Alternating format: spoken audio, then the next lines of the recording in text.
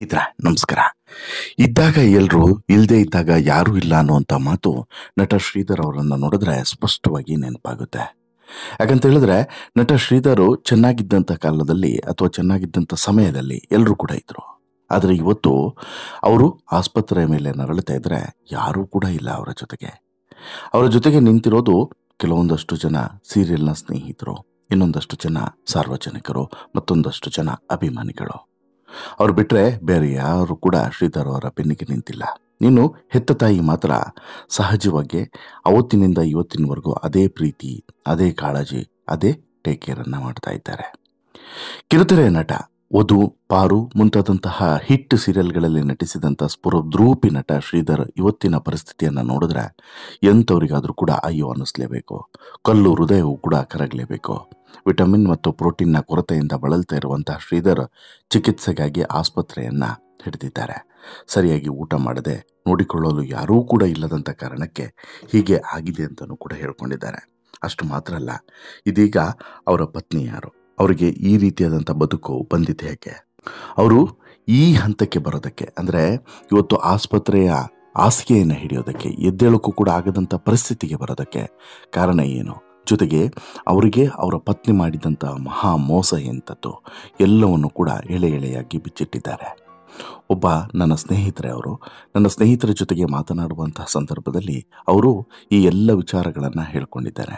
ಆ ಎಲ್ಲ ವಿಚಾರಗಳನ್ನು ನಿಮ್ಮ ಮುಂದೆ ಇಡ್ತಾ ಹೋಗ್ತೇನೆ. ಅದಕ್ಕಿಂತ ಮುಂಚೆ ನೀವಿನ್ನೂ ಕೂಡ ನಮ್ಮ ಚಾನಲನ್ನು ಸಬ್ಸ್ಕ್ರೈಬ್ ಮಾಡಿಲ್ಲ ಅಂದರೆ ದಯವಿಟ್ಟು ಕೂಡಲೇ ಸಬ್ಸ್ಕ್ರೈಬ್ ಮಾಡಿ ಸ್ನೇಹಿತರೆ. ಪಾರು, ವಧು ಸೀರಿಯಲ್ನಲ್ಲಿ ಶ್ರೀಧರ್ ಅವರನ್ನ ಮತ್ತು ಶ್ರೀಧರ್ ಅಭಿನಯಿಸಿದ ಪಾತ್ರವನ್ನು ಬಹುಶಃ ನೀವೆಲ್ಲರೂ ಕೂಡ ನೋಡಿರ್ತೀರ. ಅದು ಈಗಲೂ ಕೂಡ ಕಣ್ಣು ಮುಂದೆ ಹಾಗೇನೆ ಇರ್ತದೆ. ಅಲ್ಲಿ ನೋಡಿದಂತಹ ಶ್ರೀಧರ್ಗೂ ಈಗ ನೀವು ನೋಡ್ತಿರುವಂಥ ಶ್ರೀಧರ್ಗೂ ಅಜಗಜಾಂತರ ವ್ಯತ್ಯಾಸ ಇದೆ. ಹೋಲಿಕೆನೇ ಇಲ್ಲ. ಆಸ್ಪತ್ರೆಯ ಬೆಡ್ ಮೇಲೆ ಮಲಗಿರುವಂಥ ಶ್ರೀಧರ್ಗೂ ನೀವು ತೆರೆ ಮೇಲೆ ನೋಡಿರುವಂಥ ಶ್ರೀಧರ್ಗೂ ಹೋಲಿಕೆನೇ ಇಲ್ಲ. ಅಷ್ಟರ ಮಟ್ಟಿಗೆ ಬದಲಾವಣೆ ಆಗಿದೆ. ಅಷ್ಟರ ಮಟ್ಟಿಗೆ ಬದಲಾವಣೆ ಆಗೋದಕ್ಕೆ ಅವ್ರು ಮಾಡಿದ ಕೆಲವೊಂದು ತಪ್ಪುಗಳೇ ಕಾರಣ ಆಯ್ತಾ ಅನ್ನೋದು ಈಗ ಇಲ್ಲಿ ಮೂಡುವಂಥ ಅನುಮಾನ. ಯಾರು ಮಾಡಿದ್ದು? ಸ್ವತಃ ಶ್ರೀಧರ್ ಮಾಡ್ಕೊಂಡಂಥ ತಪ್ಪುಗಳು. ಏನೋ ಮಾಡಕ್ ಹೋಗಿ ಇನ್ನೇನೋ ಮಾಡಿಕೊಂಡು ಇವತ್ತು ಈ ರೀತಿಯಾದಂಥ ಪರಿಸ್ಥಿತಿ ಬಂತು. ಇನ್ಫ್ಯಾಕ್ಟ್ ಶ್ರೀಧರ್ ಅವ್ರಿಗೆ ಗೊತ್ತಿಲ್ಲ ಈ ರೀತಿ ಆಗುತ್ತೆ ಅಂತ ಹೇಳಿ. ಗೊತ್ತಿದ್ರೆ ಅವ್ರಿಗೇನು ತಲೆ ಕೆಟ್ಟಿದ್ಯಾ ಆ ರೀತಿಯಾದಂಥ ತಪ್ಪುಗಳನ್ನು ಮಾಡೋಕ್ಕೆ? ಬಟ್ ಏನೋ ಮಾಡಕ್ಕೆ ಹೋದ್ರು, ಒಳ್ಳೇದಾಗುತ್ತೆ ಅಂತ ಹೇಳಿ ಅನ್ಕೊಂಡು ಮಾಡಕ್ಕೆ ಹೋದ್ರು. ಬಟ್ ಆಗಿದ್ದೆಲ್ಲವೂ ಕೂಡ ಉಲ್ಟಾ ಪಲ್ಟಾ ಆಗೋಯ್ತು.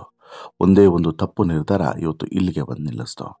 ಜೊತೆಗೆ ನಂಬಿದವರು ಯಾರೂ ಕೂಡ ಇಲ್ಲ. ಪ್ರೀತಿಸಿ ಮದುವೆ ಆದವಳು ಕೂಡ ಇಲ್ಲ. ಈಗ ಇರೋದು ಕೇವಲ ತಾಯಿ, ಜೊತೆಗೆ ಅಭಿಮಾನ ವರ್ಗ. ಅಷ್ಟು ಬಿಟ್ಟರೆ ಬೇರೆ ಯಾರೂ ಕೂಡ ಜೊತೆಗಿಲ್ಲ. ಪಾರು, ವಧು ಮುಂತಾದ ಧಾರಾವಾಹಿಗಳಲ್ಲಿ ನಟಿಸಿ ಪ್ರಖ್ಯಾತಿಯನ್ನು ಪಡೆದಂಥ ನಟ ಶ್ರೀಧರ್ ಸಾಲು ಸಾಲು ಸಿನಿಮಾಗಳಲ್ಲಿ ಮತ್ತು ಧಾರಾವಾಹಿಗಳಲ್ಲಿ ನಟಿಸಿ ಬ್ಯಾಕ್ ಟು ಬ್ಯಾಕ್ ಬ್ಯುಸಿಯಾಗಿದ್ದರು. ಕಿಚ್ಚ ಸುದೀಪ್ ನಟನೆಯ ಮ್ಯಾಕ್ಸ್ ಸಿನಿಮಾದಲ್ಲೂ ಕೂಡ ಶ್ರೀಧರ್ ನಟಿಸಿದರು.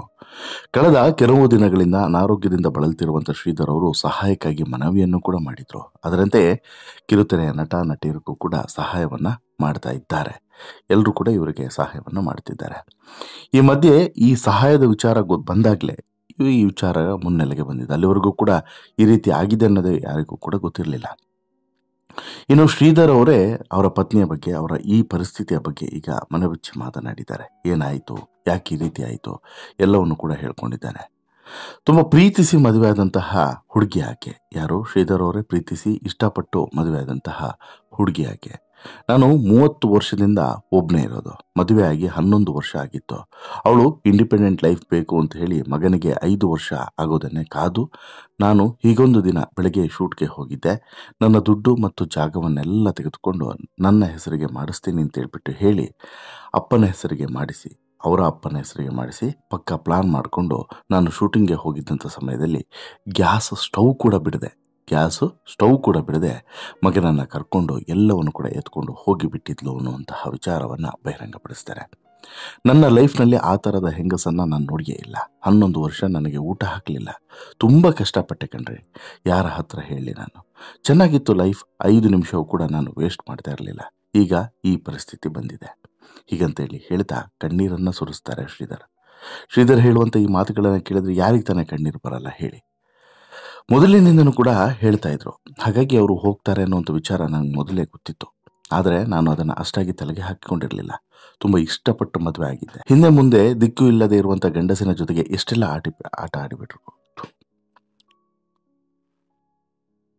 ಆದರೆ ನೀವು ಯೋಚನೆ ಮಾಡಿ, ಹಿಂದೆ ಮುಂದೆ ಇಲ್ಲದಂತಹ ಗಂಡಸಿನ ಜೊತೆಗೆ ಎಷ್ಟೆಲ್ಲ ಆಟ ಆಡ್ಬಿಟ್ರು ಅವರು ಅಂತೇಳಿ. ಆಮೇಲೆ ಕೋವಿಡ್ ಟೈಮ್ನಲ್ಲಿ ಯಾರಿಗೋ ದುಡ್ಡು ಕೊಟ್ಟಿದ್ದೆ, ಅವರು ಓಡಿ ಹೋಗ್ಬಿಟ್ರು. ಸೀರಿಯಲ್ ಎಲ್ಲ ನಿಂತು ಹೋಯಿತು. ಆ ಸಮಯದಲ್ಲಿ ತುಂಬ ಪ್ರಾಬ್ಲಮ್ ಆಗಿ ಹೋಯಿತು ಅಂತಲೂ ಕೂಡ ನಟ ಶ್ರೀಧರ್ ಹೇಳ್ತಾರೆ. ನನ್ನ ಅಮ್ಮ ಮತ್ತು ತಮ್ಮ ಈಗ ನೋಡಿಕೊಳ್ತಾ ಇದ್ದಾರೆ. ಎಲ್ಲರೂ ಇದ್ದು ನನ್ನ ಜೀವನ ಹೀಗೆ ಆಗಿ ಹೋಯ್ತಲ್ಲ ಅನ್ನುವಂಥ ಬೇಸರ ನನಗೆ. ನಾನು ಕೆಲಸ ಮುಗಿಸ್ಕೊಂಡು ಮನೆಗೆ ಬಂದಾಗ ಬೇಜಾರಾದಾಗಲೆಲ್ಲ ಊಟ ಬಿಟ್ಟಿದ್ದೀನಿ. ಅದು ಸೇರಿ ಆಯುರ್ವೇದಿಕ್ ರಿವರ್ಸ್ ಆಗಿದೆ.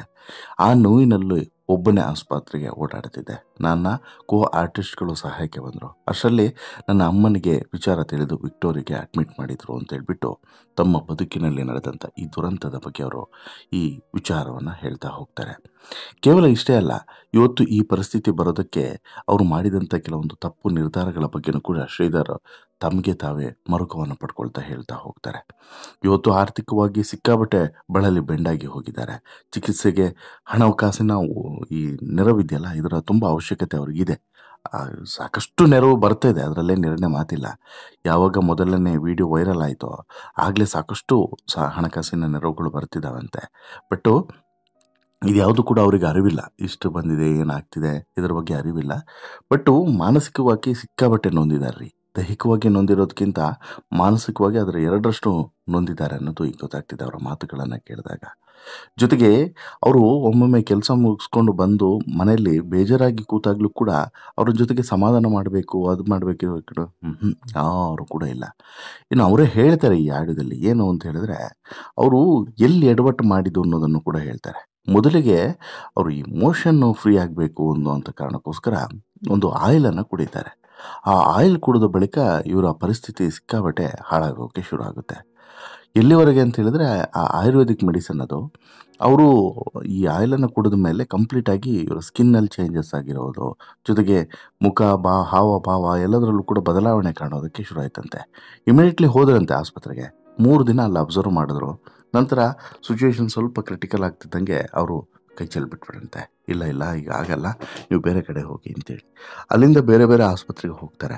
ಎಲ್ಲಿ ಹೋದರೂ ಕೂಡ ಅವರಿಗೆ ಈ ಸಮಸ್ಯೆಯಿಂದ ಗುಣಪಡಿಸುವಂತಹ ಚಾನ್ಸಸ್ ಸಿಗೋದಿಲ್ಲ. ನಂತರ ವಿಕ್ಟೋರಿಯಾಗೆ ಹೋಗಿ ಅಡ್ಮಿಟ್ ಆಗ್ತಾರೆ. ಅಲ್ಲಿ 2-3 ದಿನ ಇವ್ರು ಹಾಗೇ ಇರ್ತಾರಂತೆ. ಇವ್ರನ್ನ ನೋಡೋರೇ ಇಲ್ಲ, ಯಾರು ಕೂಡ ನೋಡೋರೇ ಇಲ್ಲ. ಆ ರೀತಿಯಾದಂಥ ಪರಿಸ್ಥಿತಿ ಬಂದುಬಿಡುತ್ತೆ. ಆಗ ಇವ್ರಿಗೆ ಏನು ಮಾಡಬೇಕು ಅಂತೇಳಿ ಗೊತ್ತಾಗಲ್ಲ. ಅಲ್ಲಿಂದ ಈ ಖಾಸಗಿ ಆಸ್ಪತ್ರೆಗೆ ಬರ್ತಾರೆ. ಇಲ್ಲಿಗೆ ಬಂದಾಗ ಹೇಳ್ತಾರಂತೆ, ಸ್ವಲ್ಪ ದುಡ್ಡಿದೆ, 1-2 ದಿನ ಟ್ರೀಟ್ಮೆಂಟ್ ಕೊಡಿ, ಆಮೇಲೆ ನೋಡೋಣ ಅಂತೇಳ್ಬಿಟ್ಟು. ನಂತರ ಹೇಗೋ ಟ್ರೀಟ್ಮೆಂಟನ್ನು ತೆಗೆದುಕೊಳ್ತಾರೆ. ಸ್ವಲ್ಪ ಚೇತರಿಕೆ ಕಾಣುವಂತಹ ಭರವಸೆ ಕೂಡ ಮೂಡುತ್ತೆ. ಆದರೆ ಇವ್ರು ಅದೇ ಹೇಳ್ತಾರಲ್ಲ, ನನಗೆ ಯಾವ ದುರಭ್ಯಾಸನೂ ಇಲ್ಲ, ಆದರೂ ನನಗೆ ಯಾಕೆ ಈ ರೀತಿ ಪರಿಸ್ಥಿತಿ ಬಂತೋ ಗೊತ್ತಿಲ್ಲ. ನನಗೆ ಮೊದಲಿನಂತ ಆಗಬೇಕು. ಹಲವು ತಿಂಗಳಿನಿಂದ ಮನೆಯ ಬಾಡಿಗೆ ಕಟ್ಟಿಲ್ಲ. ಸ್ವಲ್ಪ ನನ್ನ ದೇಹದಲ್ಲಿ ಆರೋಗ್ಯದಲ್ಲಿ ಚೇತರಿಕೆ ಕಂಡುಬರ್ತಿದೆ. ಆದರೆ ನನಗೆ ಯಾಕೆ ಈ ರೀತಿ ಆಯಿತು, ದೇವರು ಯಾಕೆ ಈ ರೀತಿ ಶಿಕ್ಷೆಯನ್ನು ನಂಗೆ ಕೊಟ್ಟಿದ್ದಾನೆ ಒಂದು ಕೂಡ ಗೊತ್ತಾಗ್ತಿಲ್ಲ ಅನ್ನೋಂಥ ವಿಚಾರವನ್ನು ಸ್ವತಃ ಶ್ರೀಧರ್ ಹೇಳ್ತಾರೆ. ಅವರ ಮಾತುಗಳನ್ನು ಕೇಳ್ತಿದ್ರೆ ಎಂಥವ್ರಿಗಾದರೂ ಕೂಡ ಈ ಕಂಬನಿ ಅನ್ನೋದು ಬರಲೇಬೇಕು, ಕಲ್ಲು ಹೃದಯವು ಕೂಡ ಕರಗಬೇಕು. ಆ ರೀತಿ ಇದೆ ರೀ ಅವ್ರ ಮಾತುಗಳು. ಆದರೆ ಶ್ರೀಧರ್ ಇವತ್ತು ಪಡ್ತಿರುವಂಥ ಪಾಡಿದೆಯಲ್ಲ, ಶ್ರೀಧರ್ ಇವತ್ತು ಎದುರಿಸ್ತಿರುವಂಥ ಸಂಕಷ್ಟ ಇದೆಯಲ್ಲ, ಇದಕ್ಕೆ ಕಾರಣಕರ್ತರು ಒಬ್ಬರಲ್ಲ ಇಬ್ಬರಲ್ಲ, ಸಾಕಷ್ಟು ಜನ ಇದ್ದಾರೆ. ಒಂದು, ಅವರು ಪ್ರೀತಿಸಿ ಕಟ್ಕೊಂಡಂತಹ ಮಡದಿ ಆದರೆ, ಇನ್ನು ಇವರಿಗೆ ಮೋಸ ಮಾಡಿದವರು, ಮತ್ತೊಂದು ಕಡೆ ಇವರಿಗೆ ಆ ಔಷಧಿಯನ್ನು ಕೊಟ್ಟುವಂಥವ್ರು, ಆಯುರ್ವೇದಿಕ್ ಔಷಧಿ ಕೊಟ್ಟವರು ಇದಾರಲ್ಲ, ಅವ್ರನ್ನ ಮೊದಲು ಪತ್ತೆ ಹಚ್ಚಬೇಕು, ಯಾರದು ಮಾಡಿತ್ತು. ಇವತ್ತು ಈ ಪರಿಸ್ಥಿತಿಗೆ ಶ್ರೀಧರ್ ಬರೋದಕ್ಕೆ ಕಾರಣಕರ್ತ ಯಾರು, ಅವರ ಮೇಲೆ ಸರಿಯಾದಂತಹ ಕ್ರಮಗಳು ಆಗಬೇಕು. ಆಗ ಮಾತ್ರ ಇಂತಹ ಪ್ರಕರಣಗಳು ಮತ್ತೆ ರಿಪೀಟ್ ಆಗೋದಿಲ್ಲ. ಇವತ್ತು ಶ್ರೀಧರ್, ನಾಳೆ ಇನ್ನೊಬ್ಬ ಯಾರೋ, ಈ ರೀತಿ ಆಗೋದಿಲ್ಲ. ಅದಕ್ಕೆ ತುಂಬ ಎಚ್ಚರಿಕೆಯಿಂದ ಯಾವುದೇ ಔಷಧಿಯನ್ನು, ಆಯುರ್ವೇದಿಕ್ ಆಗಿರ್ಬೋದು, ಮತ್ತೊಂದು ಯಾವುದೇ ಔಷಧಿಯನ್ನು ತುಂಬ ಎಚ್ಚರಿಕೆಯಿಂದ ತೆಗೆದುಕೊಳ್ಳೋದು ಒಳ್ಳೆಯದು ಅಂತ ಹೇಳ್ಬಿಟ್ಟು ಸಹಜವಾಗಿ ಎಲ್ಲರೂ ಕೂಡ ಹೇಳುವಂಥದ್ದು. ನಿಮಗೆ ಅನಿಸುತ್ತೆ ಸ್ನೇಹಿತರೆ, ಶ್ರೀಧರ್ ಅವರ ಇವತ್ತಿನ ಪರಿಸ್ಥಿತಿಯ ಬಗ್ಗೆ, ಮತ್ತು ಶ್ರೀಧರ್ ಅವರು ಇವತ್ತು ನೋಡಿ ಎಲ್ಲರಿಂದನೂ ಕೂಡ ಮೋಸ ಹೋಗಿದ್ದರ ಬಗ್ಗೆ ನಿಮ್ಮ ಅಭಿಪ್ರಾಯ ಏನು, ಮತ್ತು ಶ್ರೀಧರ್ ಅವರಿಗೆ ಏನು ಧೈರ್ಯ ತುಂಬುವುದಕ್ಕೆ ನೀವು ಇಚ್ಛೆ ಪಡ್ತೀರಾ? ದಯವಿಟ್ಟು ನಿಮ್ಮ ಅಭಿಪ್ರಾಯವನ್ನು ಕಮೆಂಟ್ ಮಾಡಿ ತಿಳಿಸಿ. ಜೊತೆಗೆ ಇಷ್ಟ ಆಯಿತು ಅಂತ ಹೇಳಿದ್ರೆ ಲೈಕ್ ಮಾಡಿ, ಶೇರ್ ಮಾಡಿ, ಚಾನಲ್ಗೆ ಸಬ್ಸ್ಕ್ರೈಬ್ ಆಗೋದನ್ನು ಮರಿಬೇಡಿ. ಧನ್ಯವಾದ.